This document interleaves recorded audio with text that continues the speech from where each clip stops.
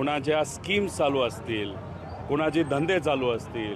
कोणावर जर पूर्वीची कुठली एखादी कारवाई असेल, अशा पद्धतीने भाजपचे मोठे नेते त्यांना फोन करून नाहीतर संदेश देऊन तुम्हाला ही अडचण करू, ती अडचण करू, अशा धमक्या ह्या भाजपकडनं दिल्या जातात. आणि मग या धमक्या मिळाल्यानंतर काही उमेदवार हे खऱ्या अर्थाने आपल्याकडनं उभा राहण्यासाठी इच्छुक असतात, पण दबावापोटी ते भाजपकडे जात असतात. त्याच्यामध्ये या शहरामध्ये असे अनेक उमेदवार आहेत, पण कितीही उमेदवार कसेही असले तरी आज भूमिका जर कुणी बदलत असतील, कोणावर एखाद्यावर अन्याय होत असेल आणि मग दुसऱ्या पक्षात जात असेल तर ती गोष्ट वेगळी.